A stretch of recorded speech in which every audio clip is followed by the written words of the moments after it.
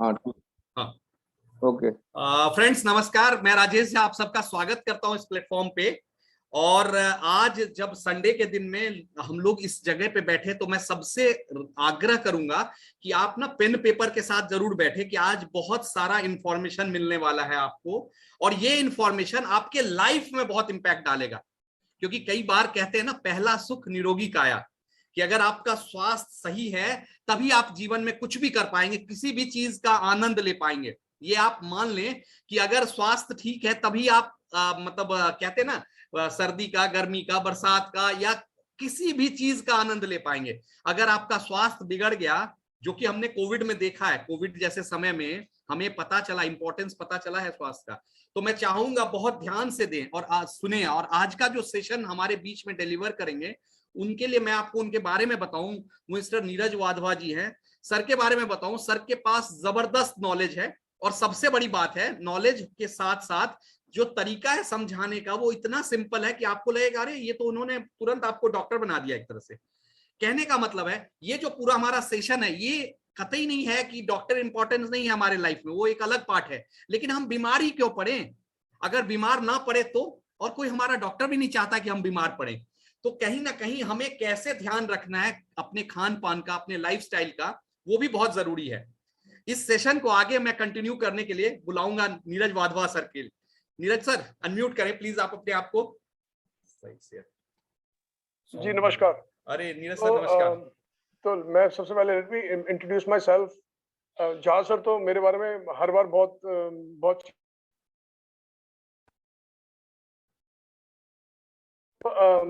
मेरी स्पेशलाइजेशन जो है वो है हेल्थ के अंदर। तो मैं हमेशा बोलता हूँ मैं कभी बीमारी नहीं ठीक करता, मैं हमेशा सेहत ठीक करता हूँ।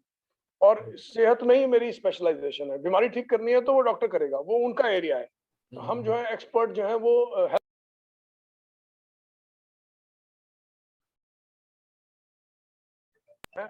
हेल्थ को लेकर। ये एक डिस्क्लेमर है। तो किसी भी बीमारी का हम ट्रीटमेंट नहीं बताते, किसी भी बीमारी को ठीक कैसे करना ये नहीं बताते। तो प्रोग्राम एंटायरली एजुकेशनल होगा और हेल्थ को लेकर होगा, और इसके दो पार्ट्स होंगे। तो ये मैं कंप्लीट कर रहा था, मेरी इंट्रोडक्शन है। मैं एक नेचुरोपैथ हूँ, एक हेल्थ कोच हूँ। मैंने फूड एंड न्यूट्रिशन में इग्नू से पढ़ाई करी हुई है, और मैं करंटली डॉक्टर ALV कुमार हैं हैदराबाद में, ट्रेडिशनल योगा में मैं उनका करंट स्टूडेंट हूँ। उनसे योग सीखता हूँ और योग का प्रचार भी करता हूँ। जैसा कि मैं बता रहा था कि आज के प्रोग्राम के दो हिस्से होंगे। First part of the program मैं आपको ये सिखाऊंगा कि लाइफ में हेल्थ की क्या इंपॉर्टेंस है और हेल्थ कैसे अचीव करी जा सकती है, कैसे आप अपने सेहत पे काम कर सकते हैं। दूसरे पार्ट में हम प्रोडक्ट को उठाएंगे, प्रोडक्ट की नॉलेज पे डिस्कशन करेंगे, आपके फीडबैक्स लेंगे, उसके बाद हम Q&A करेंगे, और Q&A के साथ हम प्रोग्राम को एंड करेंगे। ठीक है? तो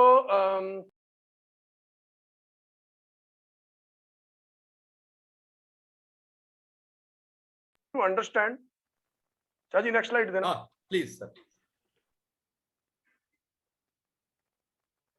हाँ, तो हेल्थ को समझने के लिए ना सबसे इंपॉर्टेंट एस्पेक्ट है कि आप इन्फ्लेमेशन को समझो कि इन्फ्लेमेशन एक्चुअली होती क्या है।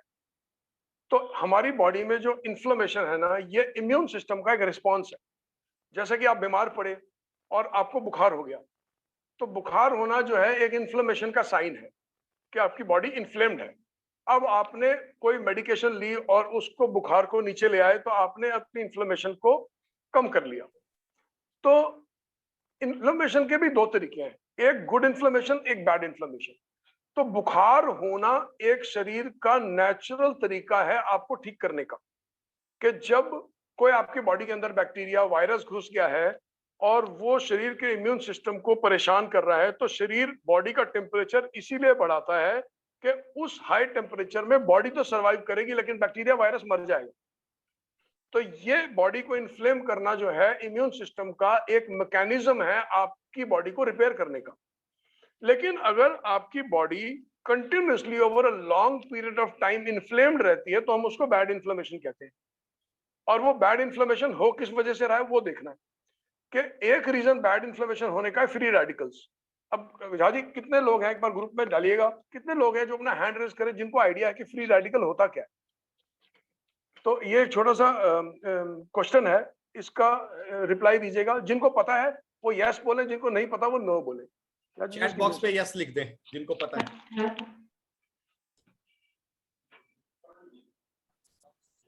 चैट बॉक्स पे यस लिख दें जिनको पता है, ताकि सर को भी पता लगे कि हमारे जो ऑडियंस है उनको है? ये लगा दे जरा चैट बॉक्स। क्या देखना है? मेरी बैटरी जाने वाली है। Sorry, I am back. तो हाँ झाजी, कितने लोगों को इन्फ्लेमेशन पता है? 6-7 लोग हैं सर जिनका आ गया आंसर यस का। सर 6-7 लोग हैं जिनको आंसर आ गया यस का। ओके, तो इन्फ्लेमेशन, जैसे मैंने एक्सप्लेन किया ना, इन्फ्लेमेशन जो है एक एस्पेक्ट है आपकी बॉडी को ठीक करने का, लेकिन अगर inflammation over a period of time long term के लिए रह जाती है आपकी बॉडी के अंदर, तो वो बहुत नुकसान करती है और उसको हम बैड इन्फ्लेमेशन बोलते हैं। और वो इन्फ्लेमेशन होती है फ्री रेडिकल्स की वजह से। और फ्री रेडिकल्स क्या है? जो आपकी बॉडी में ऑक्सीडेटिव स्ट्रेस है। आप ऑक्सीजन ब्रीथ करते हैं, कार्बन डाइऑक्साइड बाहर निकालते हैं, जैसे लोहे को जंग लगता है ऐसे ही वो ऑक्सीजन आपकी बॉडी को भी अंदर से जंग लगा रही है। और ये जो जंग लगा रही है, इसके वजह से फ्री रेडिकल्स पैदा होते हैं। इसका मतलब है ऑक्सीजन का एक एटम जिसने एक इलेक्ट्रॉन छोड़ दिया है और अब वो बॉडी को जंग लगाने के लिए तैयार है। किसको समझ नहीं आया? जहाँ साहब एक बार पूछिएगा किसको समझ नहीं आया, तब हम आगे मूव करेंगे ना। मतलब ये बहुत सिंपल है शायद सर, आपने बहुत अच्छा समझाया कि जैसे पानी मतलब जंग लग जाता है ना लोहे में पानी के प्रेजेंस से, तो शायद मेरे ख्याल ये सभी को समझ में आ गया होगा। जैसे पानी लोहे को ऑक्सीजन से, पानी और ऑक्सीजन से जंग लगता है, ऐसे शरीर को भी ऑक्सीजन से एक तरीके से बोला जाए तो जंग लगता है, और उसकी वजह से जो बाय प्रोडक्ट पैदा होता है उसको फ्री रेडिकल बोलते हैं। तो free radical over a period of time inflammation cause करता है बॉडी में, जिसकी वजह से लाइफस्टाइल डिसऑर्डर्स होते हैं। लाइफस्टाइल डिसऑर्डर्स कैसे? किसी को डायबिटीज हो गई, किसी को ब्लड प्रेशर हो गया, किसी को स्किन प्रॉब्लम्स हो गए, तो वो फ्री रेडिकल्स की वजह से होते हैं। नेक्स्ट बैड इन्फ्लेमेशन होती है एजीई की वजह से। एजी होता है एडवांस्ड ग्लाइकेशन एंड प्रोडक्ट्स।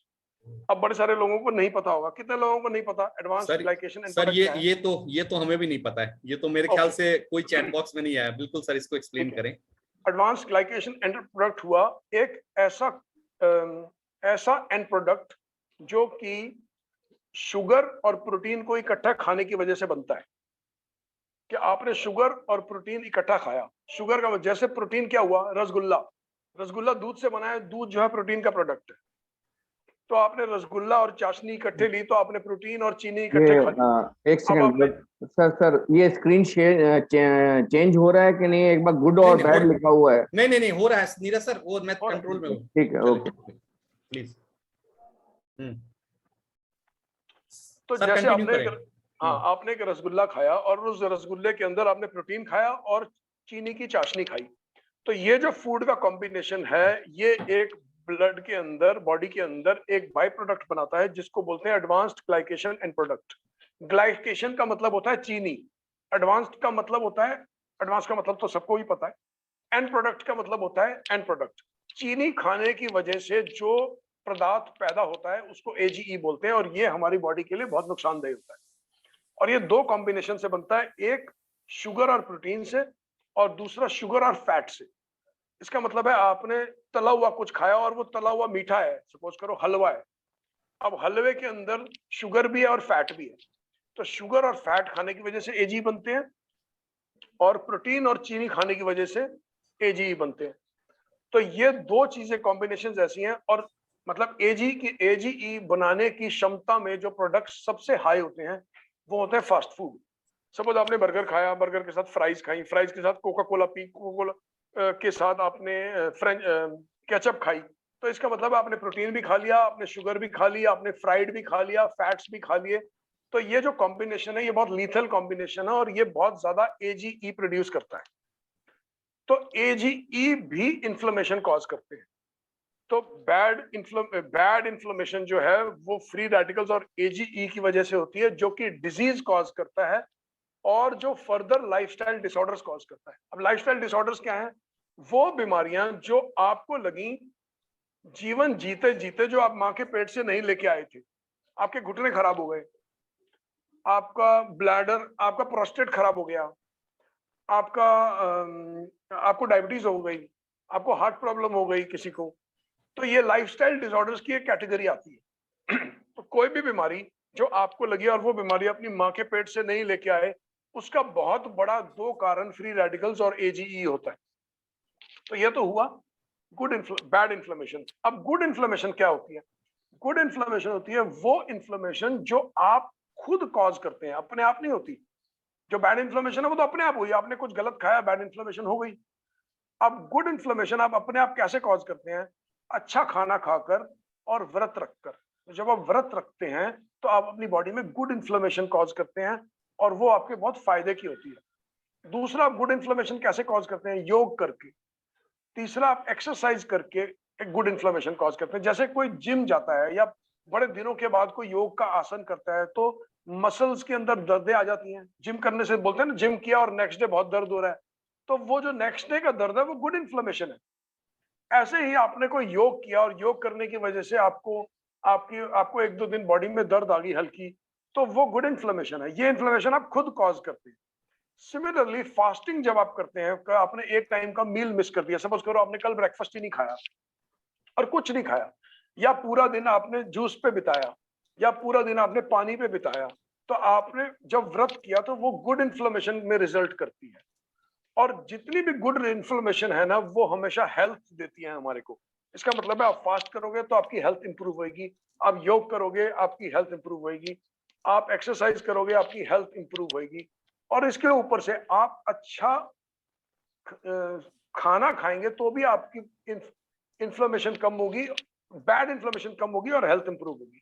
अब अच्छा खाने की क्या डेफिनेशन है, उस पर भी हम आगे बढ़ते हैं। क्या सर, नेक्स्ट वीडियो चलाएं सर। ठीक है, ये तो आपके पास से चलेगा। हाँ हाँ, मैं चलाता हूँ। अब ये एक वीडियो हम प्ले करने लगे, इसमें आपको थोड़ा समझना है कि इन्फ्लेमेशन बॉडी के अंदर होती क्या है। इसको आप देखिए। First, we want to know what was disease. What is disease? Because it seemed to be misinterpreted. Everyone is talking about departmentalizing or individualizing disease. When you have diabetes, it's different from having leukemia. When you have sickle cell anemia, most sin is not like leukemia. They're different. When they are not, they've never been different. They're coming from the same source. The mucous membrane of our biological structure has been compromised, meaning that the mucous membrane has been broken. And wherever that break has taken place, would determine the disease that you would manifest. Like, for instance, like we always say, if the mucous membrane has been compromised in the nasal passage, it is what? Sinusitis. In the bronchial tubes, bronchitis. On the lungs, pneumonia. In the pancreas, diabetes. On the brain, schizophrenia, paranoia, or Parkinson's disease, insomnia, depending where the mucus is located. So we took the position, and we maintained that position, that there is only one disease manifesting in 1,000 different ways, the compromising of the mucous membrane. So that led Ma'a and I to think about not only addressing to one part of the body, but to address the total body, because the body is all interconnected and interrelated. We can't treat one side without the other. So we said, just go for it. An intracellular cleansing. Self-explanatory. Cleaning every cell that makes up every organ and system that totals the biological you. Meaning cleaning all of you. Not only your colon, like many have decided to do, to concentrate on the colon. No. We concentrate on the whole human body. Cleansing the human body is only but one part of the whole journey. The other is bringing back the energy that was lost by the presence of disease. That energy is supported by minerals. live minerals. Sir next. इनका नाम है doctor SEBI. ये America में एक doctor थे जो कि expire हो गए, डेथ हो गई इनकी, और ये body as a whole treatment किया करते थे। तो इन्होंने बड़ी अच्छी बात बोली कि पूरी बॉडी में अलग अलग बीमारियों के अलग अलग नाम हैं। अगर गले में हो गया तो ब्रोंकाइटिस है, अगर दिमाग में हो गया तो स्किज़ोफ्रेनिया है, और अगर पैंक्रियाज में हो गया तो डायबिटीज है। बट कहने का मतलब यह है कि ये जितनी बीमारियों के अलग अलग नाम दिए हुए हैं, ये एक्चुअली इसका सोर्स एक है, और ये एक्चुअली में एक सिंगल बीमारी है कि आप पूरे शरीर को, एक अंग को ठीक नहीं कर सकते, आपको पूरे शरीर को ठीक करना। और उनका कहने का मतलब यह है कि हर अंग में हमारे म्यूकस होता है, म्यूकस लाइनिंग होती है, सेल्स की लाइनिंग होती है। तो जहां की भी सेल की लाइनिंग कॉम्प्रोमाइज होगी, उस वाले एरिया के अंदर आपको कोई बीमारी आ जाएगी। अगर ब्रेन की लाइनिंग कॉम्प्रोमाइज है तो स्किज़ोफ्रेनिया आ जाएगा, लंग्स की कॉम्प्रोमाइज है तो ब्रोंकाइटिस आ जाएगा, पैंक्रियास की कॉम्प्रोमाइज है तो डायबिटीज आ जाएगा। तो कहने का मतलब यह है कि पूरी बॉडी एज अ होल, जब भी कोई प्रॉब्लम आती है तो बॉडी एज अ होल उसको होलिस्टिक अप्रोच से ठीक किया जाता है, रादर देन कि हम एक बीमारी को पकड़े। ठीक है, तो और ये अगर आप नोटिस करेंगे, ये भी इन्फ्लेमेशन की ही बात कर रहे हैं जो हम कर रहे हैं, कि अगर इन्फ्लेमेशन ब्रेन में है तो स्किज़ोफ्रेनिया हो गया, इंसोम्निया हो गया, और ब्रोंकाइट लंग्स में है तो ब्रोंकाइटिस हो गया। तो he is actually talking about inflammation only, कि बैड इन्फ्लेमेशन। जो एरिया इन्फ्लेम्ड होएगा वो उस एरिया में हम डिसाइड कर लेंगे कि कौन सी बीमारी है।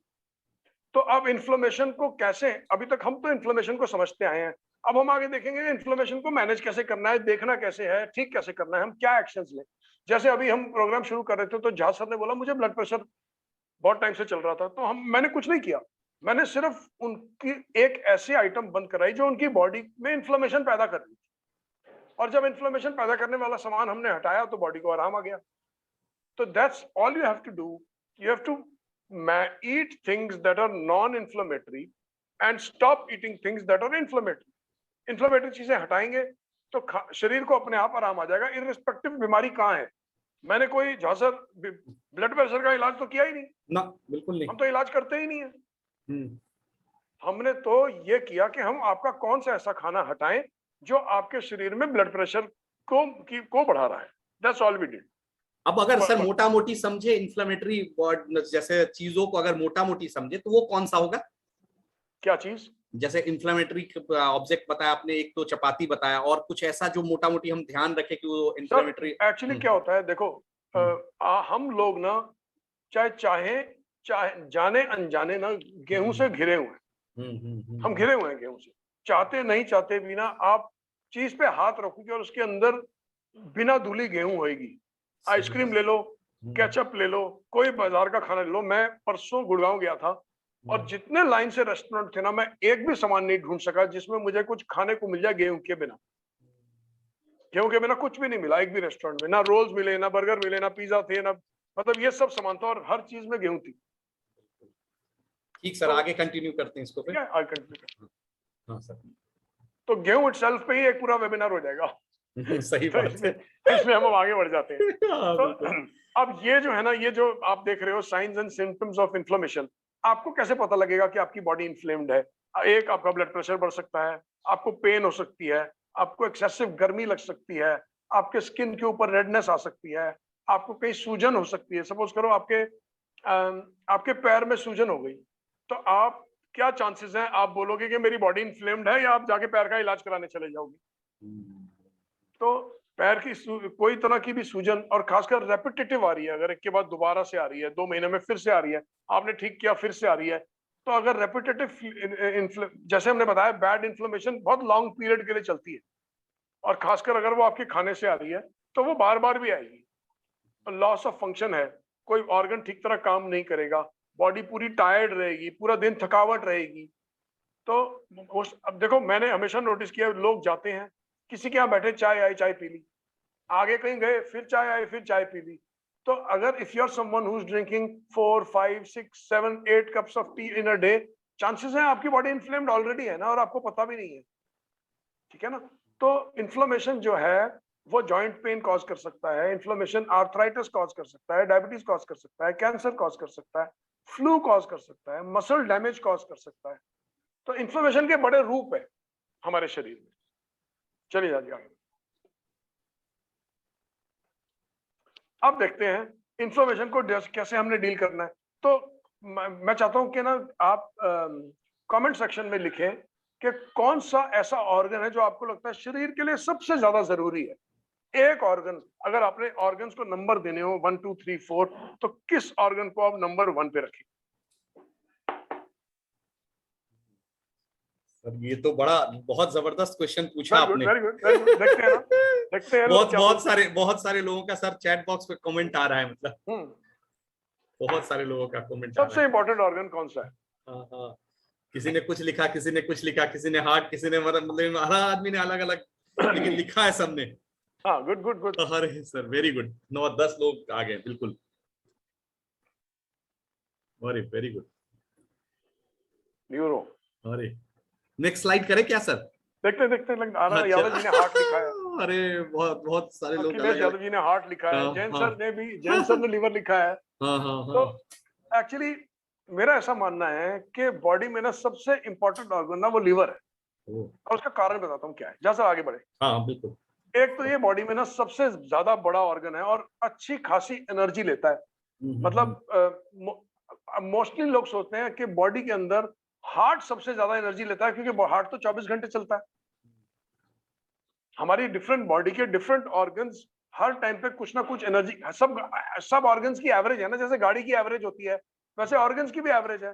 कोई ऑर्गन कितना शुगर फ्यूल कंज्यूम कर रहा है, जैसे हार्ट डिफरेंट फ्यूल कंज्यूम कर रहा है, ब्रेन डिफरेंट एवरेज दे रहा है, किडनी डिफरेंट एवरेज दे रही है, लिवर डिफरेंट एवरेज दे रहा है, सबकी एवरेज डिफरेंट है ना, सेम एवरेज से नहीं चल रहे सारे।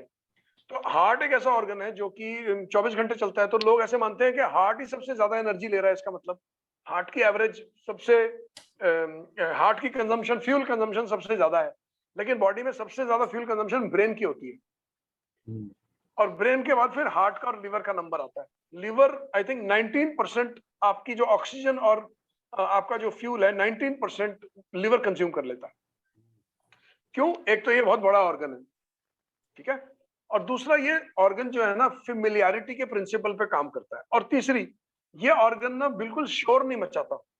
आपको पता है अगर आपको किसी को अभी हार्ट प्रॉब्लम हो जाए तो कितना शोर मचेगा? आपको पेन भी हो रही होगी, घबराहट भी हो रही होगी, और शायद आप किसी को डॉक्टर के पास भागे भागे लेके जाएंगे, यार ये तो इसको तो बहुत दर्द हो रही है, हार्ट की तरफ में बहुत पेन हो रही है। तो हार्ट ऐसा ऑर्गन है जो खराब होते ही शोर मचाना शुरू कर देता है कि मैं खराब हो गया हूँ। और लिवर ऐसा ऑर्गन है कि जब तक वो 90% नहीं खराब होएगा उसकी आवाज ही नहीं आएगी। तो आपका जीवन बिल्कुल ठीक चलता रहेगा, कोई प्रॉब्लम नहीं होगी, आपको कोई प्रॉब्लम आप एक्सपीरियंस नहीं करेंगे। इधर उधर कुछ ना कुछ आते रहेगा, कोई स्किन पे कोई दाने निकल आए, पैर सूज गया, इस टाइप की प्रॉब्लम आएंगी, लेकिन वो लिवर से आप चांसेस है बहुत सारे लोग उससे लिवर से कनेक्ट ही नहीं करेंगे ना। तो लिवर 90% तक भी काम कर रहा हो तो काम करते रहता है।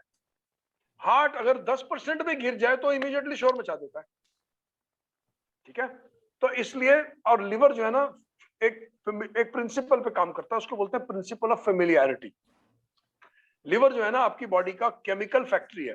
केमिकल फैक्ट्री मतलब कि जितना भी वेस्ट प्रोडक्ट है लिवर उसको बाहर निकालेगा, और उसको छोड़ के, ये तो एक एस्पेक्ट है कि लिवर सारा वेस्ट प्रोडक्ट बाहर निकालेगा। दूसरी चीज लिवर क्या करेगा, बहुत सारे एंजाइम्स पैदा करेगा, फूड को डाइजेस्ट करने में हेल्प करेगा। तो इतने सारे फंक्शंस हैं लिवर के जो और कोई ऑर्गन नहीं करता। अब जब हम बोलते हैं it works on principle of familiarity, मैं वो समझाना चाहूंगा कैसे। कि सपोज करो आपने वेजिटेबल का सूप पिया, जब उसका न्यूट्रिशन लिवर पे पहुंचेगा तो लिवर बोलेगा इसको मैं पहचानता हूं, ये तो सब्जियां हैं, और बोलेगा इसको स्टोर करने के लिए ब्लड के अंदर भेज देगा। और वही आपने बाहर गए और अपने पोल्यूटेड शहर के अंदर आप घूम रहे हो और आप बहुत सारा कार्बन मोनोऑक्साइड और बहुत सारा धुआं आपके अंदर चला गया, तो लिवर का काम है, लिवर बोलेगा ये चीज को मैं पहचानता नहीं हूं, इसलिए मुझे इसको बाहर निकालना। तो जिस चीज को लिवर पहचानता है उसको अंदर रखेगा बॉडी में, जिस चीज को वो नहीं पहचानता उसको बाहर निकालेगा। इसको बोलते हैं प्रिंसिपल ऑफ फेमिलियरिटी, ठीक है। आगे बढ़े। अब क्या होता है, आप जो है ना, आप और मैं चारों तरफ ना प्लास्टिक से और केमिकल से घिरे हुए हैं। मतलब अगर आप आज से 75 साल 70 साल पीछे चले जाएं तो इसमें से 90% चीजें एग्जिस्ट ही नहीं करती थी। मतलब हमारे दादे को पता ही नहीं था कि सैनिटाइजर होता क्या है, हमारे दादा को पता ही नहीं था पेस्टिसाइड होता ही क्या है, हमारे दादा को यही नहीं पता था क्लीनिंग लिक्विड होते क्या है। आप ये आइटम्स देखो, washing powders, cleaning liquid, disinfectant, room fresheners, toilet cleaners, paints and polishes, एक चीज को छोड़ दूंगा अभी, अल्कोहल, ड्रग्स एंड मेडिसिन। तो ये चीजें जो है ना 50-70 साल पहले एग्जिस्ट ही नहीं करती थी, और अब आप चारों तरफ से इन चीजों से घिरे हुए हो। मतलब आपकी गाड़ी 90% प्लास्टिक है, आपके घर में पेंट जो है पूरा केमिकल है, आपका फर्नीचर पूरा केमिकल है, आपके जूते पूरे केमिकल हैं, पीवीसी से बने हुए हैं, आपके कपड़े पूरे केमिकल हैं।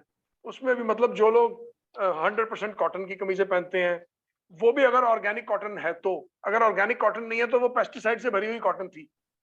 तो आप जितना आज की डेट में केमिकल्स और पेस्टिसाइड से घिरे हुए हैं, जैसे मैंने पेस्टिसाइड पे अभी बताया थोड़ी देर पहले, गेहूं हम बिना धुला खा लेते हैं, इतना घिरे हुए हैं कि एक ही ऑर्गन है जो आपको जीवन में आज की डेट में बचा सकता है, और वो है आपका लिवर। क्योंकि लिवर ने ही आपके पेस्टिसाइड्स को बाहर निकालना है, सैनिटाइजर को बाहर निकालना है, जिससे हम हाथ साफ करते हैं, मेट्रो पे चढ़ते हैं तो हमारे हाथ साफ किए जाते हैं, हमारे कपड़े के ऊपर और हमारे लगेज के ऊपर भी एक केमिकल छिड़का जाता है। और आप प्लास्टिक की पानी की बोतल में पानी पीते हैं, बड़े सारे लोगों के घर में प्लास्टिक की बोतल्स हैं, आप एल्यूमिनियम के बर्तन में खाना बनाते हैं।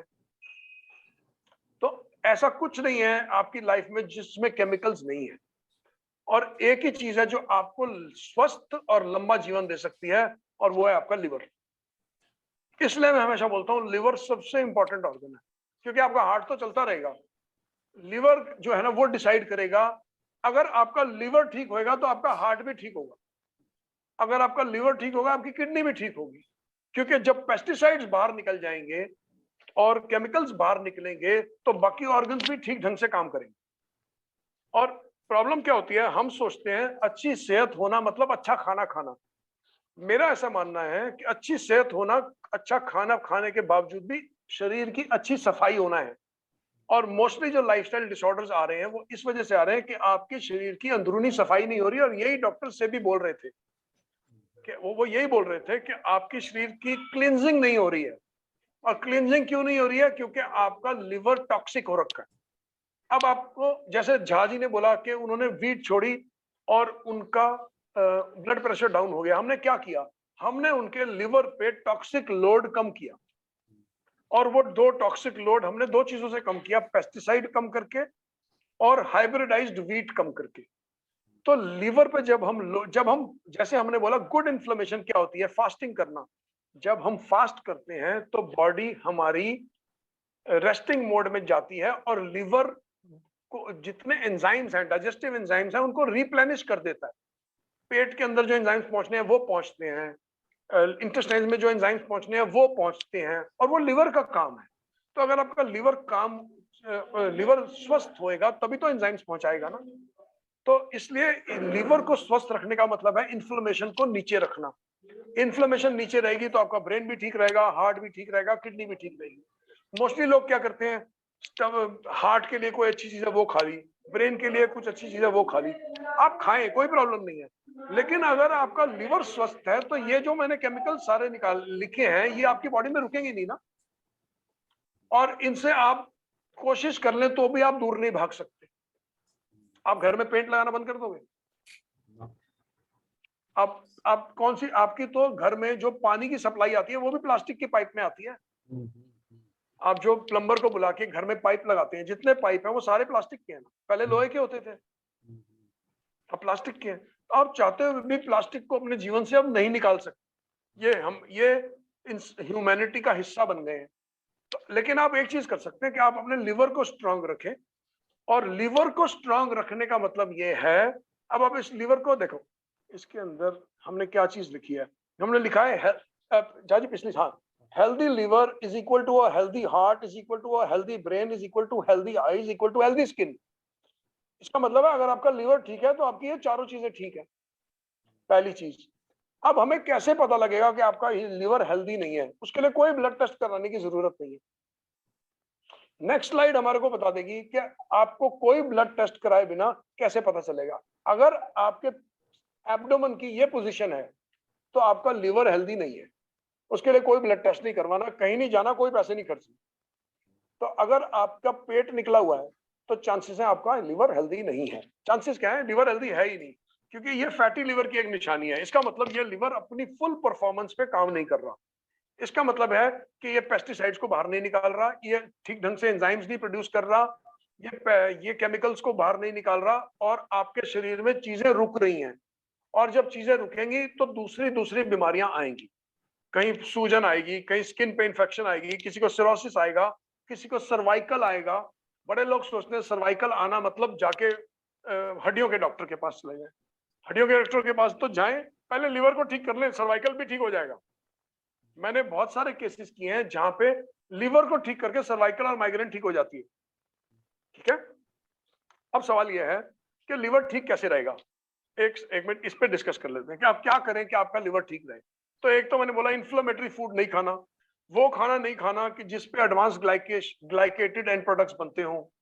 फ्री रेडिकल्स के लिए ऐसी चीजें खानी है जो फ्री रेडिकल्स को मारती हैं, और फ्री रेडिकल्स को क्या मारता है? एंटीऑक्सीडेंट्स।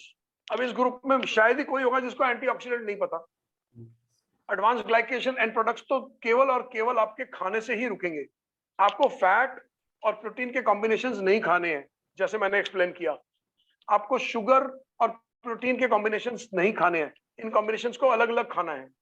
और सबसे जरूरी चीज आपको यह ध्यान रखना है कि आपके लीवर को फंक्शन करने के लिए न्यूट्रिएंट मिले। अगर आपके लीवर को फंक्शन करने के लिए न्यूट्रिएंट नहीं है तो लीवर सही ढंग से काम नहीं करेगा, क्योंकि लीवर का जो पेट्रोल है वो न्यूट्रिएंट है। गाड़ी में अगर पेट्रोल स्वच्छ नहीं होगा तो गाड़ी फुल पर 180 पे आप नहीं भगा सकते। और गाड़ी अगर पुरानी भी है और फुली सर्विस्ड है और पेट्रोल स्वच्छ है तो उस गाड़ी को भी आप 180 पे भगा सकते हैं। तो लीवर की सबसे बड़ी रिक्वायरमेंट परफॉर्म करने के लिए न्यूट्रिएंट।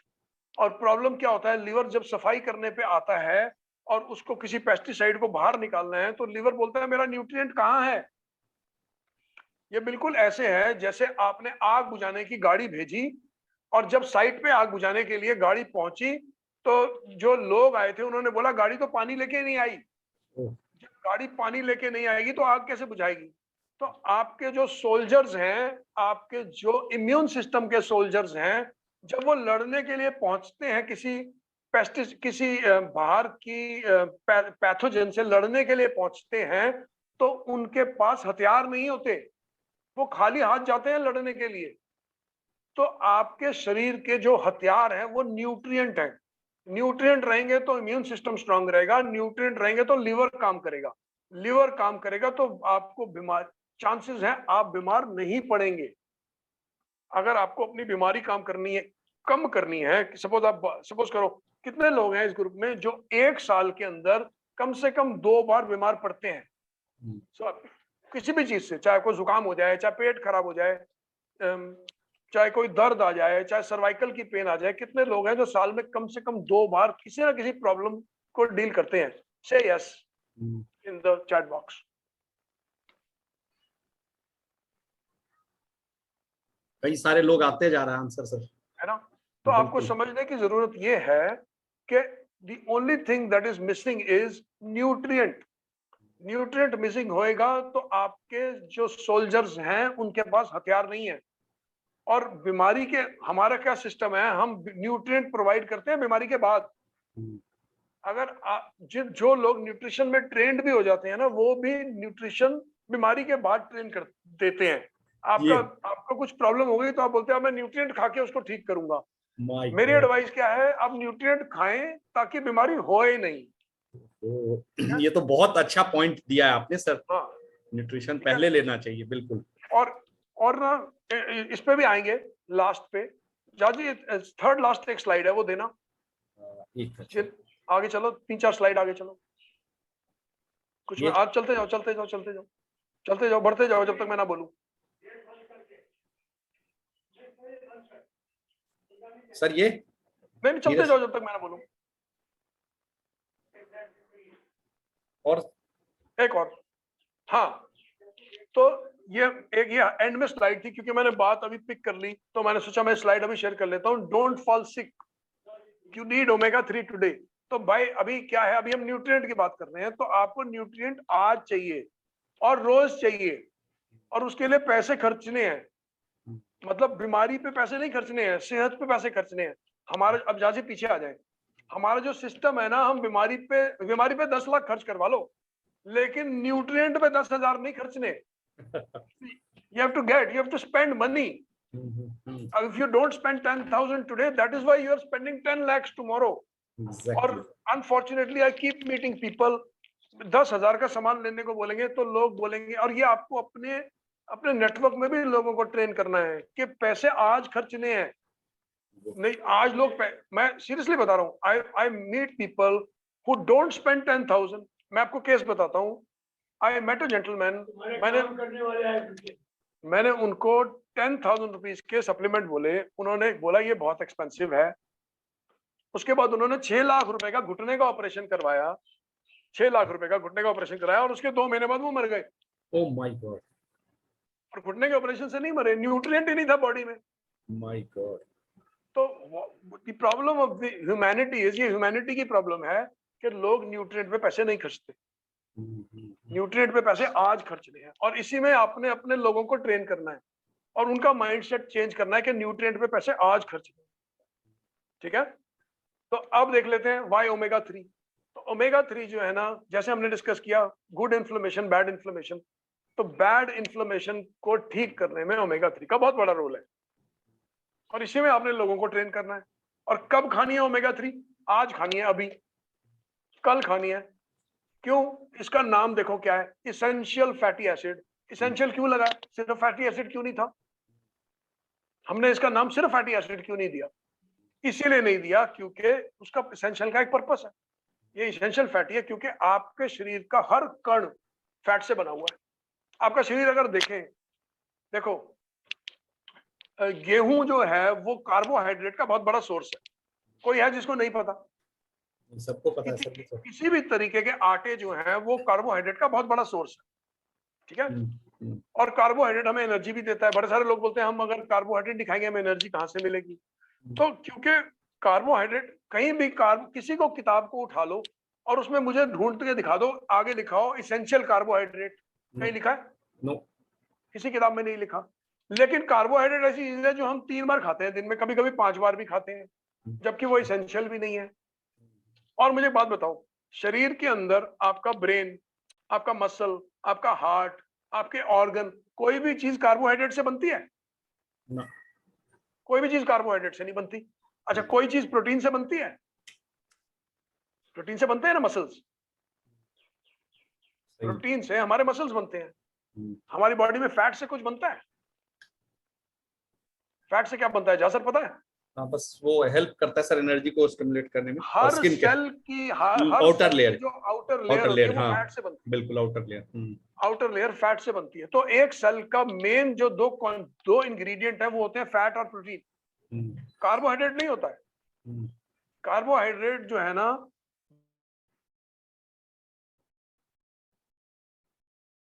उसको इंटरेस्टिंग चीज है, लीवर को सिर्फ कड़वी चीजें पसंद है, जबकि जबान को सिर्फ मीठी चीजें पसंद है। आपकी जबान हमेशा बोलेगी मीठी चीज खाओ, और कार्बोहाइड्रेट मीठे होते हैं। रोटी भी मीठी होती है एक्चुअली, बड़े कम लोगों को पता है। एक रोटी 5 चम्मच चीनी के बराबर होती है। ठीक है, 1 roti is equal to 5 spoon of sugar, both are equal. ठीक है, तो इसलिए कहीं भी कार्बोहाइड्रेट एसेंशियल नहीं होते, सबसे एसेंशियल होते हैं फैटी एसिड्स। तो आज हम फैटी एसिड्स की बात कर रहे हैं, और उनमें से एक है ओमेगा 3।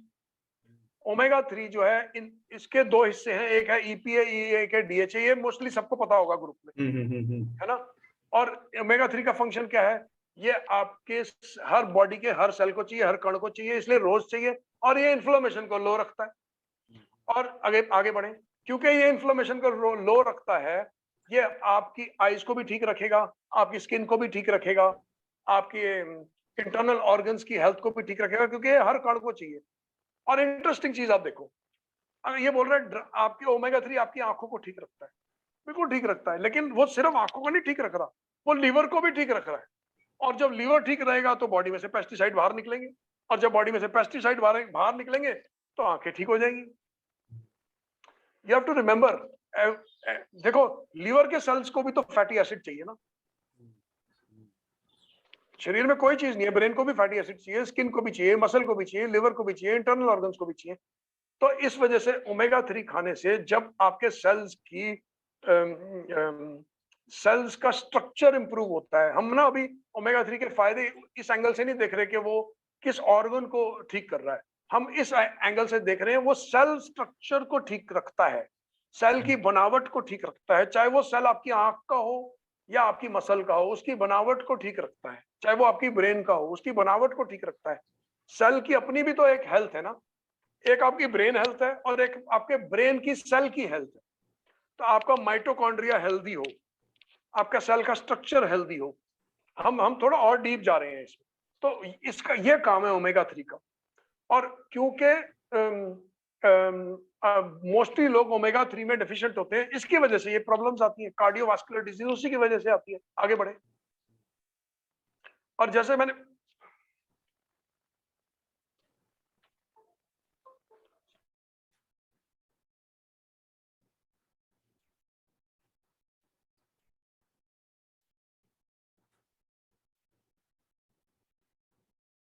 बैक करूं क्या नीरज सर?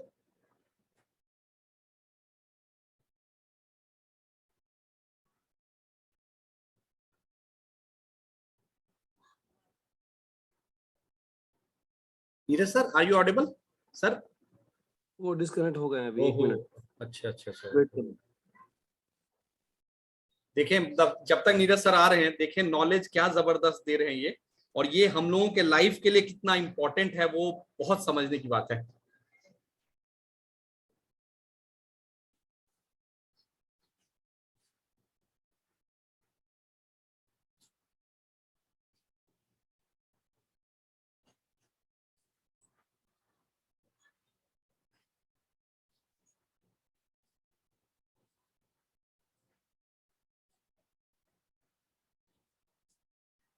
जय सर देखिएगा कनेक्ट हुए क्या? वो डिस्कनेक्ट हो गए हैं झा जी। अच्छा अच्छा अच्छा, कोई कोई बात नहीं, कोई नहीं। जहाँ सर जो है आज का पूरा जो ट्रेनिंग सुन के जो है मतलब दिमाग की सारी जो है झंझनाहट हो रही है। अरे मतलब लग रहा है कि हम लोग कितना बीमार हैं और कैसे हम लोग आइसक्रीम उठा उठा के खाते रहते हैं। कई बार हम लोग अपने हेल्थ का ध्यान नहीं देते हैं। ये देख के मतलब लग रहा है कि मतलब बाप रे बाप, मतलब रियली, और कितना आसान तरीके से रियली। मैं अभी जब तक सर आ रहे हैं, मैं फैक्ट बताऊं कि मैंने डॉक्टर को भी कंसल्ट किया था, तो उन्होंने लिटरली मुझे बीटा ब्लॉकर के लिए एडवाइस भी कर दिया था, लेकिन जब मैंने सर से बात किया तो बोला अरे ये तो कुछ भी नहीं है, और लगा कि ये लाइफ में कितना बड़ा इम्पैक्ट डालता। तो मतलब रियली हम लोग बहुत भाग्यशाली हैं कि हमारे बीच में ना ऐसे सज्जन हैं जो हम लोगों का ना पहला सुख निरोगी काया जो है ना उसको और निरोग करने में बहुत हेल्प करते रहेंगे। जी जी, बहुत ही शानदार और बहुत ही वैल्यूएबल ट्रेनिंग चल रही है सर, मजा आ रहा है सुनकर तो एकदम। मतलब बाप रे गजब का। मुझे लग रहा है उनके पास वो वीडियो कॉलिंग की वजह से डिस्टर्ब हो गया होगा कहीं, या सिग्नल की प्रॉब्लम होगी। हो सकता है, कोई दिक्कत नहीं, अभी आ वीडियो जाएंगे। कॉल के बीच में आ जाती है तो डिस्टर्ब कर देता है। हाँ हाँ, कोई दिक्कत नहीं। वो कई बार उनका क्लाइंट का भी फोन आता रहता है, तो अभी अपने आप आ जाएंगे मेरे ख्याल से, अदरवाइज। सबसे अच्छी बात है झा साहब कि एकदम हाँ। बेसिक चीजें हो गया, इन्फ्लामेशन हो गया, न्यूट्रिशन हो गया, है ना। बिल्कुल सही बात। बेसिक्स को जब जानकारी रहती है तो ही हम लोगों को ज्यादा समझ में आ रहा है कि यूज किस लिए करना है ओमेगा 3, कैसे करना है, क्यों मोटे करना तौर है। पे तो ओमेगा 3 हम लोग सभी लोग जितनी ट्रेनिंग्स हुई है सब में ये बताया ही गया है कि ओमेगा 3 से क्या क्या लाभ मिल रहा है। लेकिन ये जो खास बात है नीरज वाधवा जी की कि वो जड़ को पकड़ना है कि कहाँ पे रूट कॉज है। Exactly. हाँ आ गए सर, सर आ जाए प्लीज सर। हाँ, नीरज सर कंटिन्यू करें। कर रहा हूँ। नीरज वाधवा जी कंटिन्यू करें। आ गए क्या? हाँ आ गए। उनको मैं वो बना दूं। हाँ नहीं कोई बात नहीं, वो तो स्लाइड मैं चला रहा हूँ, बस वो अच्छा। कंटिन्यू करेंगे। ठीक है। अच्छा हाँ, लेकिन आप वो अनम्यूट नहीं कर पाएंगे अपने आप को। कोई भी जो होस्ट है ना उनको अनम्यूट कर दें, क्योंकि मैंने वो हाँ। ऑप्शन बंद रखा है अनम्यूट का। ओके। या तो उनको होस्ट बना दें नीरज सर। नहीं, मैंने उनको वैसे को होस्ट बना दिया हाँ है। बना दिया, बस अब वो अनम्यूट कर लेंगे। नीरज सर अनम्यूट करें। आ गया। अरे सर आप नहीं थे ना, तो मैं आपको फैक्ट बताऊं, ये भी एक सेशन का बहुत अच्छा पार्ट था। आप जब 2-3 मिनट के लिए नहीं थे तो हमें पता लगा कि इंपॉर्टेंस कितना जबरदस्त है आपका। मतलब हमारा ऐसा लग रहा था ना कि कि अगर सामने ओमेगा 3 का डब्बा हो ना तो पहले 2 कैप्सूल जल्दी से मुंह में डाल लें। नहीं है ना सर प्लीज सर कंटिन्यू करें। तो हम बोल रहे थे ओमेगा 3 का काम क्या है। ओमेगा 3 सेल के स्ट्रक्चर की इंटेग्रिटी मेंटेन करके रखता है। इसका मतलब यह है, उसका जिस इंटेग्रिटी मेंटेन करने का मतलब है जिस ढंग से वो होना चाहिए उस ढंग से फिर होता है। इसको बोलते हैं इंटेग्रिटी मेंटेन करना। ठीक है, चलो आगे बढ़ते हैं। और जब सेल स्ट्रक्चर की इंटेग्रिटी मेंटेन रहती है तो ब्लड फ्लो ठीक रहता है। सारे सेल्स अपने जिस ढंग से सेल्स को काम करना है वो सेल्स उसी ढंग से काम करेंगे। लिवर अपना काम फुल परफॉर्मेंस पे करेगा, ब्रेन अपना परफॉर्मेंस पे करेगा। बस जैसे मैंने बोला ना, सब में सबसे जरूरी है लिवर हेल्थ मेंटेन करना। ठीक है, आगे बढ़ते हैं। तो ये तो हम ऑलरेडी इसके हम आगे निकल चुके हैं कि हमने आईज हेल्थ को इंप्रूव करेगा। अब ये देखो, ये एग्जैक्टली ये पिछले स्क्रीन पे आते हैं, ये एग्जैक्टली वही बोल रहा है जो हम पहले बोल रहे थे। फ्री रेडिकल्स क्यों होते हैं? जा सर नेक्स्ट वाली। Next please. सर ये oxidative stress caused by free radicals. ठीक है ना, और ये सारे सिम्टम्स हैं। जैसे वो सेब जो है ना, एक कंडीशन से दूसरी कंडीशन में आया, दूसरी कंडीशन से तीसरी कंडीशन में आया, ये ऑक्सीजन की वजह से हो रहा है। अगर ऑक्सीजन नहीं होगी तो फ्रूट इतनी जल्दी सड़ेगा भी नहीं। फ्रूट को सड़ने के लिए भी ऑक्सीजन चाहिए। तो सेम जो फ्रूट के साथ हो रहा है ये हमारी बॉडी के साथ हो रहा है। और ये बॉडी के साथ देखो, एजिंग जो है ना एक बहुत इंटीग्रल पार्ट है हमारे ह्यूमैनिटी का। अगर हम पैदा हुए हैं तो हमें बुढ़ा होना है। अगर हम पैदा हुए हैं तो फ्री रेडिकल्स तो बनेंगे, लेकिन हम अपनी एजिंग को स्लो कैसे कर सकते हैं, ऑक्सीडेटिव स्ट्रेस को कम कैसे कर सकते हैं, ये उसका एक तरीका है कि अगर हमारी जिन लोगों की ओमेगा 3 लेवल्स ऊपर रहते हैं उनको ऑक्सीडेटिव स्ट्रेस कम होता है और उनके फ्री रेडिकल्स कम बनते हैं। That's the whole idea behind the omega 3। ठीक है, आगे बढ़ते हैं। ये फंक्शंस हैं ओमेगा 3 के। मोस्टली 5-6 चीजें हैं जिनको हमने हैंडल किया हुआ है कि ड्राई आइज ठीक करेगा, हार्ट हेल्थ इंप्रूव करेगा। देखो, शरीर के अंदर ना सबसे ज्यादा जरूरी है कि आपका खून जो है ना, वो मैंने अभी जैसे थोड़ी देर पहले शेयर किया था, खून जो है ना हेल्दी और फ्री फ्लोइंग होना बहुत जरूरी है। जिस इंसान का खून हेल्दी और फ्री फ्लोइंग है ना, उसका सब ठीक है। और खून हेल्दी और फ्री फ्लोइंग कब होगा? जब आपका लीवर ठीक होगा। क्योंकि जब लीवर सब चीजें गलत चीजें बाहर निकालेगा तभी तो खून हेल्दी और फ्री फ्लोइंग बनेगा ना। तो मैंने आज का जो सेशन था ना वो खासकर लीवर पे ही फोकस किया, इसीलिए कि लोगों को आज के सेशन से आज आप कुछ भी नहीं लेके जाओ ना, तो ये लेके जाओ कि आपको अपनी लिवर हेल्थ पे काम करना है। तो हेल्थ के एस्पेक्ट से ये लेके जाना है जिसका, और लिवर हेल्थ पे कैसे काम करना है मैंने आपको बताया था। जिसका पेट निकला हुआ उसका लिवर कमजोर है। तो अब पेट कैसे अंदर करना है ये सबको पता है। क्या चीजें नहीं खानी पेट अंदर करने के लिए सबको पता है। क्या चीजें छोड़नी है ये भी सबको पता है। तो the whole idea behind today's आज का जो वर्कशॉप है उसका आइडिया ये है कि आज से लेकर जब तक आप जिंदा है ना, the only thing you have to be worried about is your liver. Worried is not a right word, you have to be conscious about is your liver। ठीक है, अब ओमेगा 3 में आगे बढ़ते हैं और उसके लिए पेट कम करना है, ये हम डिस्कस कर चुके हैं फंक्शंस। ये क्रॉनिक इन्फ्लेमेशन कम करेगा, बोन स्ट्रेंथ इंप्रूव करेगा। In the end you have to know it essential fatty acid. अगर आपको एक चीज समझ में आ जाए ना, एसेंशियल फैटी एसिड आपका सेलुलर स्ट्रक्चर की इंटेग्रिटी को मेंटेन करता है, बस। अब वो सेल शरीर के हर कण में है, हर हिस्से में है। ठीक है सर, अब थोड़ा प्रोडक्ट के बारे में बात कर लेते हैं। अभी तक तो हम ओमेगा 3 के बारे में बात कर रहे थे, अब थोड़ा एटॉमी और एल्गे पे तो आ जाए। तो एटॉमी क्या है ये तो किसी से छुपा नहीं है। ठीक है, और ये प्रोडक्ट इन्होंने जो डेवलप किया है उसका कुछ पर्पस है। नंबर 1, इसके अंदर ये वेजिटेरियन प्रोडक्ट है। झांसी, मेरे ख्याल में प्रोडक्ट के बारे में थोड़ा आप बताएं। हाँ, अरे सर थैंक यू। मतलब मैं बताता हूँ थैंक्स सर को कि सर के सामने तो कई बार मैं सुनता और सीखता ही रहता हूँ, क्योंकि मैंने आप सबको बताया था कि आज जो न्यूट्रिशन का आप कई बार देखते हो सारा कुछ मैंने ज्ञान इन्हीं से लिया हुआ है। तो थैंक यू सर आपको मेरे को टाइम देने के लिए। मैं अगर बताऊं एटॉमी का ना जो खासियत है प्रोडक्ट का, खासियत क्या है प्रोडक्ट का, आप कई बार देखेंगे और ये ना कई आप देखेंगे कुछ जो हमारा लाइफस्टाइल है ना, मतलब लाइफस्टाइल जो हमारा, वो चाहे कभी भी हो, जैसे हम कई बार होता है ना लाइफस्टाइल में देखेंगे आप, हम व्रत करते हैं या हम फ्रूट्स पे रहते हैं, उसका पर्पस क्या है, पर्पस क्या है, कुछ पार्ट तो सर ने समझाया। अब हमारे इस प्रोडक्ट का खासियत है कि ये प्रोडक्ट डिजाइन किया गया एल्गी से। एल्गी क्या है, प्लांट बेस्ड है। अब आप समझिएगा, जब भी प्रोडक्ट दो टाइप का होता है, एक होता है एनिमल बेस्ड, एक होता है प्लांट बेस्ड।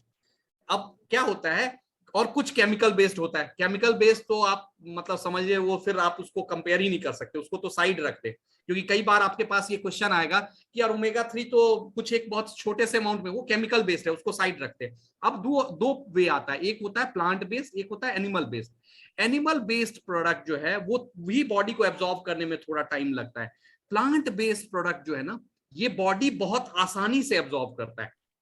तो इनका एल्गी से ओमेगा 3 एक्सट्रैक्ट करने का मेन पर्पस है कि वो प्लांट बेस्ड होना चाहिए। दूसरा क्या है, 100% वेजिटेरियन है।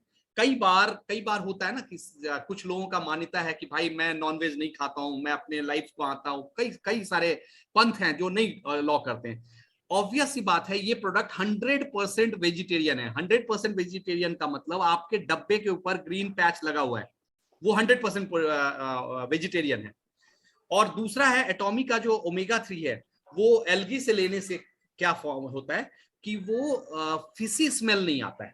अब इसका खासियत समझे, कई बार आप देखेंगे जो एनिमल बेस्ड ओमेगा 3 होता है उसमें जब मतलब हमें इनटेक करने के थोड़े टाइम बाद फिशी स्मेल आता है। जब आप देखोगे ढकार सा आएगा तो आपको फील होगा कि कुछ फिशी स्मेल होता है, तो लोगों को अच्छा नहीं लगता, उसका टेस्ट अच्छा नहीं लगता, स्मेल अच्छा नहीं लगता है।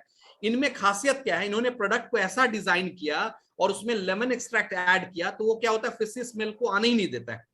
और जो मतलब टेक्नोलॉजी यूज किया हुआ है, वो नासा का टेक्नोलॉजी यूज किया गया है, बेस्ट। हाँ प्लीज सर। मैं एक चीज ऐड करता हूँ। क्या होता है, जो फिश बेस्ड होता है ना, और उसमें फिश स्मेल होती है ना, तो वो स्मेल खाने में नहीं आती है कि जैसे आपने मुंह में डाला तब नहीं स्मेल आएगी, खाने के आधा घंटे के बाद जो डकार आएगा ना, उसमें आएगी वो स्मेल। ठीक बात, ठीक है, सही सर, थैंक यू सर। तो और Okay. उसमें साथ में जो मतलब ईपीए और डीएचए का कॉम्बिनेशन है 480 मिलीग्राम है डेली इंटेक के लिए एक तरह से। साथ में इन्होंने क्या किया, ऐड कर दिया इसमें विटामिन ई। सोचे हम तो गए थे सिर्फ ओमेगा 3 लेने के लिए, ओमेगा 3 के साथ में आपको विटामिन ई भी मिलेगा। अब विटामिन ई का इंपॉर्टेंस सर थोड़ा सा आप बताएं नीरज सर। हाँ सर, देखो दो चीजें हैं, मैंने बैठ के काफी प्रोडक्ट को डिटेल में समझा। सबसे पहली चीज, विटामिन ई का जो सोर्स है ना, वो नॉन जीएमओ है। नॉन जीएमओ होता है जेनेटिकली मॉडिफाइड, मतलब जेनेटिकली मॉडिफाइड नहीं है। तो वर्ल्ड में ना, मतलब सोया ऐसा प्रोडक्ट है जो उसका बहुत बड़ा प्रोड्यूसर ना यूएसए है। अमेरिका बहुत बड़ा प्रोड्यूसर है यूएसए का, और यूएसए में 99 क्या 100% सोया जो है, 99 ही बोलेंगे, अभी भी थोड़े से लोग बाकी हैं। 99% जो सोया है वो जेनेटिकली मॉडिफाइड होता है। जेनेटिकली मॉडिफाइड का मतलब है कि उसके अंदर एक खास टाइप का पेस्टिसाइड यूज किया जाता है, जिसको बोलते हैं ग्लाइफोसेट। ग्लाइफोसेट पेस्टिसाइड से ही जेनेटिकली मॉडिफाइड सोयाबीन को उगाया जाता है। तो ये स्पेसिफिकली यहाँ पे मेंशन्ड है कि विटामिन ई का जो सोर्स है वो नॉन जीएमओ सोया है। ये बहुत जरूरी है, क्योंकि नॉन जीएमओ सोया जो है वो हेल्थ के लिए बहुत अच्छा नहीं होता है। ठीक है, तो और उसका जो विटामिन ई का जो सोर्स, और vitamin E of course, vitamin E एक ऐसी चीज है जो कि हार्ट हेल्थ और स्किन हेल्थ के लिए बहुत क्रिटिकली यूजफुल है।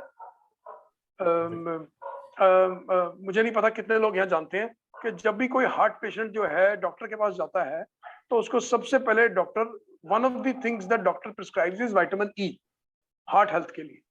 और स्किन हेल्थ के लिए विटामिन ई वैसे ही बहुत यूजफुल है। another product that is very high in vitamin E is बादाम। और बोला जाता है ना, अच्छी स्किन के लिए बादाम खाओ, तो मैं वहां से रेफरेंस दे रहा था, अच्छी स्किन के लिए बादाम खाओ। तो कहने का मतलब यह है कि उसमें भी विटामिन ई होता है। तो विटामिन ई जो है हमारी स्किन और हार्ट हेल्थ के लिए बहुत यूजफुल होता है, skin, heart health and brain health. But in the and आपको ये समझना है कि विटामिन ई हर कण को मिल रहा है, और जब विटामिन ई लिवर को मिलता है ना, तो लिवर परफॉर्म करता है, क्योंकि लिवर को परफॉर्म करने के लिए न्यूट्रिएंट चाहिए। देखो कोई न्यूट्रिएंट नहीं है जो लिवर को परफॉर्म करने के लिए नहीं चाहिए। लिवर को आयरन भी चाहिए, लिवर को विटामिन ई भी चाहिए, विटामिन ए भी चाहिए, मतलब लिवर को थायराइड हार्मोन्स की कन्वर्जन लिवर में होती है। तो इसलिए लिवर ने एंजाइम्स भी बनाने हैं, लिवर ने फिल्टर भी करना है, लिवर ने चीजों को बाहर भी निकालना है। तो लीवर अकेला इतना ऐसा इंपॉर्टेंट ऑर्गन है और है भी 2.5-3 किलो का, जिसको बहुत बहुत न्यूट्रिएंट इंटेंसिव है। न्यूट्रिएंट इंटेंसिव का मतलब होता है उसकी न्यूट्रिशनल रिक्वायरमेंट बहुत हैवी है, ठीक है। और अगर आप, मैं तो अभी तक जो हम बात कर रहे थे वो हम केमिकल स्ट्रेस की बात कर रहे हैं कि भाई आपके बॉडी के अंदर पेस्टिसाइड्स हैं, केमिकल्स हैं, धुआं है, ऐसी चीजें हैं। बहुत सारा इमोशनल स्ट्रेस भी होता है। आप दिन में काम निकलते हैं, आपको किसी से बहस हो जाती है, आपको किसी से क्या बोलते हैं, कोई रिलेशनशिप इश्यूज होते हैं, कभी कोई क्लोज रिलेशनशिप से आर्ग्यूमेंट हो जाता है, क्लोज रिलेशनशिप से बातचीत बंद हो जाती है। पता है आपको किसी से बातचीत बंद होना भी बहुत बड़ा स्ट्रेस है, और स्ट्रेस जो है ना वो भी न्यूट्रिएंट इंटेंसिव है। इसका मतलब है अगर आप अपना जीवन स्ट्रेस में बिताते हैं, आपको बहुत टेंशन है, काम की टेंशन है, पैसे की टेंशन है, रिलेशनशिप की टेंशन है, तो आपको तो न्यूट्रिएंट की और रिक्वायरमेंट ज्यादा है, क्योंकि वो न्यूट्रिएंट को, वो स्ट्रेस को हैंडल करने के लिए भी तो न्यूट्रिएंट चाहिए ब्रेन को। आपका 20% न्यूट्रिशन तो ब्रेन खा जाता है। तो अगर आप न्यूट्रिएंट नहीं प्रोवाइड करेंगे, जैसे कि अभी बोला, क्योंकि हम विटामिन ई की बात कर रहे हैं, ये भी एक एस्पेक्ट है। अगर आपको फुल न्यूट्रिशन प्रोफाइल नहीं प्रोवाइड करते अपनी बॉडी को, और आप सिर्फ खाने पे ही डिपेंडेंट रहते हैं, खाने में तो उतना न्यूट्रिएंट आजकल मिलेगा ही नहीं। आप कैलिफोर्निया का बादाम खाओगे, आप देख लो उसमें कितना विटामिन ई है। जो कैलिफोर्निया का, यूएस का बादाम आता है, अखबार में, टाइम्स ऑफ इंडिया में ऐड आती है, उससे तो तेल भी नहीं निकलता। और मोस्टली लोग कैलिफोर्निया का बादाम खा लेते हैं। दिवाली में सारे बादाम कैलिफोर्निया वाले ही आते हैं, ठीक है ना। उसमें ना तो तेल निकलता है और ना वो न्यूट्रिएंट रिच है, ऊपर से वो पैस्चराइज्ड है। तो एक्चुअली में देखो, मैं इसलिए तो बोल रहा हूँ, आप चारों तरफ केमिकल से घिरे हुए हो। जो अमेरिका से बादाम आता है उसमें बहुत सारा केमिकल ट्रीटमेंट हुआ पड़ा है, क्योंकि उसको 1.5 महीना तो शिप में बिताना है, शिप से आ रहा है ना। तो आप चाहते हुए नहीं चाहते हुए भी केमिकल से घिरे हुए हो। तो आप अपनी बॉडी को फुल प्रोफाइल देना है अपने न्यूट्रिएंट का। अगर आप बोल रहे हो मैं खाना खा रहा हूँ, तो खाना खाने से तो फिर 75 और 80 बस राम राम उसके बाद। और वो भी बीमार कंडीशन में, कि एक बीमारी लगेगी, दूसरी बीमारी लगेगी, तीसरी बीमारी लगेगी, इलाज कराओगे और 70, 75, 80 पे खत्म हो जाओगे, शायद उससे जल्दी भी, ठीक है। तो अगर आपकी लाइफ स्ट्रेसफुल है तो आपको तो न्यूट्रिशन और भी ज्यादा चाहिए, ठीक है। अब आगे बोले। बिल्कुल सर, अगला स्लाइड कर दिया। इसको सर आप एक्सप्लेन करेंगे, मैं करूं? आप करो ना। अच्छा, चलो अब ये जो सर का पर्पस है ना, ये एक तरह से हमारे सामने इन्होंने एक ना पिरामिड सा बनाया है कि किसकी जरूरत है, किस तरीके से ना आप उस पे अकॉर्डिंगली मतलब हम लेके अगर चले किस चीज में, जैसे प्लांट बेस्ड प्रोडक्ट के साथ में ना इन्होंने देख दिया है कि बेस सबसे ज्यादा वही होना चाहिए, उसके बाद फिर एक्चुअली इसमें मैं बताता हूँ झाजी ये क्या किया हुआ है। ये जो इन्होंने ना ये जो है ये पिरामिड बनाया हुआ है, और इस पिरामिड में सबसे नीचे अलगे दिखाया हुआ है, ठीक है ना। इसका मतलब ये है, देखो इंसान जो है ना, वो ह्यूमंस जो है, किसको, नेक्स्ट लाइन में क्या है, ये ग्रीन में क्या चीज है जो ग्रीन में लिखा हुआ है? प्रीडेटर है, माइक्रो एल्गे नहीं, ऊपर से सेकंड क्या है? हाँ, प्रीडेटर। हाँ, प्रीडेटर। तो ये कहने का मतलब है इंसान सेकंड वाले को खाता है, सेकंड वाला थर्ड वाले को खाता है, थर्ड वाला को उसको खाता है। तो इसकी जो चेन है ना, चेन के अंदर सबसे नीचे जो है एल्गे है, ठीक है ना। तो इसलिए वो एल्गे दिखाया हुआ है, क्योंकि ये एक तो प्लांट बेस्ड है, ठीक है, और दूसरा क्योंकि ये प्लांट बेस्ड है तो ये किसी चीज को खाता नहीं है, तो इसलिए इसके अंदर टॉक्सिन्स कम होते हैं। एग्जैक्टली। मतलब अगर देखो, अगर छोटी मछली में मरकरी है और बड़ी मछली ने छोटी मछली को खा लिया, तो बड़ी मछली में भी मरकरी चला गया। यहाँ हम लोग सर एक टर्म पढ़ाते हैं अपने स्टूडेंट को कि 10% रूल होता है, कि हम जिसको खाते हैं ना उससे न्यूट्रिशन 10% आता है, और साथ में जो डिजीज या जो पोल्यूशन है या जो भी है वो हर लेवल पे 10% इंक्रीज होता है। यानी पहले लेवल पे अगर 10% है तो अगले लेवल पे जाके वो 100% हो जाएगा, उसके बाद वो 1000% हो जाएगा, उसके बाद 10,000% होगा, तो वो 10% इंक्रीज होता चला जाता है। यही रीजन है कि हम कोई ग्रीन वेजिटेबल खा के बीमार नहीं होते, लेकिन बर्ड फ्लू या कोई भी चीज एनिमल से बीमारी फैलता है। वो इनका पर्पस है बताने का कि जो इन्होंने न्यूट्रिशन लिया है ना एल्गे से, उसकी वजह से कोई हेवी मेटल नहीं है इसके अंदर। मतलब ऑब्वियस बात है। इसको ना ऐसे भी देख सकते हो, देखो प्लांट जो है ना, प्लांट में भी प्रोटीन होता है भाई। गाय भैंस जो है घास खाती है, तो गाय के दूध में तो बहुत प्रोटीन होता है, तो सब प्रोटीन तो प्लांट से ही आ रहा है ना। सही बात ठीक है ना। तो इसको इस एंगल से भी देख सकते हो कि जो प्लांट खाने वाला जानवर है ना, उसका प्रोटीन बहुत अच्छी क्वालिटी का होता है। जैसे बकरी है, बकरी प्लांट खाती है, तो बकरी का प्रोटीन बहुत रिच होता है। और शेर जो है वो बकरी को खाता है, शेर का प्रोटीन बहुत बेकार होता है। कभी किसी ने अपने किचन में शेर पकाया है? हम शेर को कोई नहीं खाता, आपको पता है, क्योंकि उसका प्रोटीन की क्वालिटी बेकार होती है, क्योंकि वो हिरन को खाता है। तो जो फर्स्ट प्रोटीन है ना, वो सबसे बढ़िया प्रोटीन है। हिरन का प्रोटीन उससे थोड़ा कम हल्का है, शेर का प्रोटीन उससे भी बेकार है। तो ये चेन में प्रोटीन की क्वालिटी गिरती जा रही है, इसीलिए इन्होंने प्लांट बेस्ड दिया है। हाँ बिल्कुल सर। अच्छा, कुछ सर्टिफिकेशन दिया है कि मतलब ऑब्वियस सी बात है, इस कंपनी का मानना है कि हम क्वालिटी के साथ, जैसे मैंने बताया टेक्नोलॉजी नासा से लिया गया है और ये रिटन है, ऐसा नहीं है कि प्रोडक्ट में वैसे ही बोल दिया गया है। ये टेक्नोलॉजी सारा जो है वो सर्टिफिकेशन आपके पास प्रोडक्ट के साथ है, इंग्रेडिएंट के साथ। और अब ये इसका इंटेक जो है वो 2 सॉफ्ट जेल रोज का ना सर? सर दो। अच्छा, अगर हम अब ये बताएं, जब ये इंटेक की बात हो रही है तो ओमेगा 3 को लेने का बेस्ट टाइम कौन सा होना चाहिए? मॉर्निंग या इवनिंग, क्या होना चाहिए? रात में कब लें? सर इस पे ये थोड़ा कंट्रोवर्शियल है, लोगों को अलग अलग सोचना है। मतलब हाँ, तो मैं तो प्रेफर करता हूँ कि ब्रेकफास्ट के साथ लेना चाहिए। ठीक है, सुबह सुबह लेना चाहिए। हाँ, सुबह सुबह। अगर सर कैसा रहेगा, अगर कोई वॉक के लिए जाता है, ओमेगा 3 लेके वॉक पे जाए? ले सकते हो, एम्प्टी स्टमक भी ले सकते हो, कोई प्रॉब्लम नहीं। एम्प्टी स्टमक, उससे क्या होगा कि जो ईपीए और डीएचए है वो इजीली एब्जॉर्ब हो जाएगा सेल के अंदर। सर और उसके बाद बेसिकली ये जो TG type plant based omega 3 है, नेचुरल स्टेट में है और प्योरिटी इंक्रीज किया गया है, कन्वर्ट करते हैं इस फॉर्म में, ताकि ये बॉडी के लिए ऐसा प्रिपेयर्ड किया गया है कि वो आपके बॉडी को इजीली एब्जॉर्ब हो जाए। बॉडी बायो अवेलेबल है, बायो अवेलेबल। Exactly sir. और ये सर ने एक्सप्लेन कर दिया, नॉन जीएमओ है। साथ में मैंने बताया था कि इसमें लेमन एक्सट्रैक्ट ऐड किया गया है ताकि आपका जो स्मेल है, वो टेस्ट है, उसको मेंटेन किया जाए, क्योंकि एल्गे के अंदर भी थोड़ा सा फिशी स्मेल होता है, उसको इसके हेल्प से सप्रेस कर दिया जाता है। Next sir, vegetable capsule main form करते हैं कुछ प्लांट्स के साथ। हाँ, ये सबसे इम्पोर्टेंट है। अच्छा, ये एस्पेक्ट बहुत बहुत इम्पोर्टेंट है। हाँ, क्योंकि कैप्सूल जो है वो भी प्लांट बेस्ड बनाया गया है। तो मोस्टली जो कैप्सूल्स हैं वो जेलेटिन बेस्ड होते हैं। बिल्कुल। तो this is a plant based capsule which again is a, मतलब बहुत सारे लोग जो हैं कॉन्शियस भी हैं कि हम एनिमल प्रोडक्ट नहीं खाना चाहते। जो हार्डकोर वेजिटेरियंस हैं वो कैप्सूल भी, देखो जब तक चॉइस नहीं थी तब तक मजबूरी में लोग खा भी लेते थे। ठीक बात है। बहुत सारे ऐसे मेडिकेटेड कैप्सूल्स हैं जो नॉनवेज आते हैं। ठीक बात लेकिन ये ऐसा प्रोडक्ट है कि ये प्लांट बेस्ड बनाया हुआ है, तो ये सबके पैलेट को सूट करेगा। कैप्सूल का जो आउटर स्फीयर है वो भी वेजिटेबल कवरिंग जो है वो भी। बिल्कुल सर। नेक्स्ट सर, ये इम्प्रूव बेसिकली डिजाइन किया गया वेजिटेरियन के लिए, तो ऑब्वियस सी बात है हर लोग को। अब ये है कि आपने क्यों खाना है, स्पेशली डिजाइन ये क्यों खाना है, बॉडी के लिपिड लेवल्स इंप्रूव करने के लिए। तो लिपिड लेवल्स क्या होता है बेसिकली, आपको ये समझना है। लिपिड लेवल्स जो है ना हार्ट से एसोसिएटेड होते हैं। तो अगर आपने नोटिस किया हो कि कभी हार्ट से रिलेटेड कोई ब्लड टेस्ट कराते हैं तो डॉक्टर बोलता है लिपिड प्रोफाइल करवाओ। ठीक है, तो लिपिड प्रोफाइल के पैरामीटर्स होते हैं जिसके अंदर ट्राइग्लिसराइड्स आता है, कोलेस्ट्रॉल आता है। तो ये आपके गुड कोलेस्ट्रॉल को बढ़ाएगा, बैड कोलेस्ट्रॉल को कम करेगा। तो इसलिए ये लिपिड लेवल्स को इंप्रूव करता है।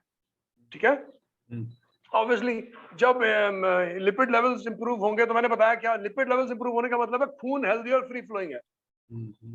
ठीक है, और लेकिन मैं हमेशा लोगों को बोलता हूँ खाने के जितना खाना जरूरी है ना उतना सफाई जरूरी है।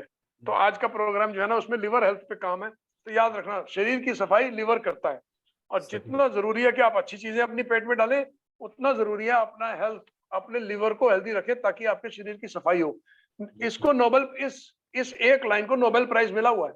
बिल्कुल सही। हाँ, और सर ने एक पॉइंट और दिया है कि ये ज्यादातर किसके लिए, और हर एक के लिए, हमारे सबके लिए जरूरी है, लेकिन जो लोग ज्यादा फ्रीक्वेंट स्मार्टफोन यूज करते हैं या ऑनलाइन काम करते हैं, सॉफ्टवेयर इंजीनियर हैं, जो भी लोग सिस्टम पे बैठे रहते हैं, उनके लिए बहुत जरूरी है। ड्राई आईज है उनके लिए जरूरी है। ऑलवेज बिजी और कंसर्न्ड हेल्थ अबाउट हेल्थ, जो लोग अपने हेल्थ के लिए बहुत कंसर्न है। कई बार ऐसा होता है ना कि हम देखते हैं बहुत टेंडर एज में किसी को हार्ट अटैक हो गया, सोचते हैं यार ऐसा क्या, रीजन क्या होता है कि उसके हाथ में आप हो सकता है 1 लाख 1.5 लाख का फोन देखेंगे, लेकिन अगर उससे बैठा के बात करें तो वो पूरे साल में 1 लाख 1.5 लाख का सप्लीमेंट नहीं खाया होगा। जो फोन एक बार गिर जाए या उसके जाने के बाद उसका कोई वैल्यू नहीं रहेगा, उस पर वो 2 लाख रुपया खर्च कर सकता है, 1 लाख रुपया। ये मैं किसी ब्रांड का नाम नहीं लूंगा, ये उस कंपनी का फोन है, लेकिन वो अपने हेल्थ पे नहीं खर्च करते। तो ये कहीं ना कहीं साइकोलॉजी को भी हमें बदलना है, और हमें किसी दूसरे को नहीं बदलना है, हमें खुद पे अप्लाई करना है। Absolutely. ये कई बार हम ना दूसरे को बदलने के लिए चले जाते हैं, यार तुम आईफोन क्यों यूज कर रहे हो, तुम ये ना, आप अपने लिए यूज करो ना, आप हेल्दी रहोगे। एक सिर्फ हेल्थ ही एक ऐसा है जिसका बेनिफिट या लॉस सिर्फ आपको होना है, आपके परिवार को भी किसी को नहीं होना है। तो इसीलिए आप अपने हेल्थ का ध्यान रखें, बाकी लोग अपने आप रख लेंगे। और बीमार होने के बाद नहीं खाना सर, हम वेलनेस इंडस्ट्री में हैं, इलनेस इंडस्ट्री में नहीं है। एग्जैक्टली इंपॉर्टेंस समझे कि मतलब हम लोग वेलनेस में खाना, इलनेस में खाया तो क्या खाया, क्या पाया, फिर फायदा क्या। सही बात सर। नेक्स्ट ये तो आपने एक्सप्लेन कर ही दिया था सर, मतलब कि एक तरह से ना मतलब कैसे हम हेल्दी रखते हैं अपने आप को। और ये कुछ सर्टिफिकेशन है जो कंपनी ने दिया है। सबसे पहले तो सर ने आपको समझाया था नॉन जियो सर्टिफाइड, मतलब आपको बताया गया, उसके लिए कंपनी ने सर्टिफाइड दिया। ये कोसर सर्टिफिकेशन भी है कुछ कंट्री में, जैसे हलाल होता है कुछ कंट्रीज में ना, कोसर सर्टिफिकेशन है। ये स्ट्रॉन्ग सर्टिफिकेशन है, जैसे मतलब होता है ना कि वो कहते हैं उनके पद्धति के हिसाब से, उनके जो उनका जो तरीका होता है उसके हिसाब से सर्टिफाइड किया गया कि ये प्रोडक्ट वो कंज्यूम कर सकते हैं। नेक्स्ट अगर मैं बात करूं इस प्रोडक्ट का, तो एमआरपी जो है वो 5800 है। इंपॉर्टेंट एस्पेक्ट है। ये सबसे इंपॉर्टेंट एस्पेक्ट है। एमआरपी जो देखेंगे वो 5800 है। और अगर हम देखें तो मतलब अगर एक जो बॉटल है वो वाइफ हस्बैंड दोनों कंज्यूम करे तो 1 मंथ के लिए है। तो मेरा पर्पस यही है कि आप इसको कंज्यूम करें और इसका फीडबैक फिर आप लेंगे। तो इसके साथ थैंक यू सर।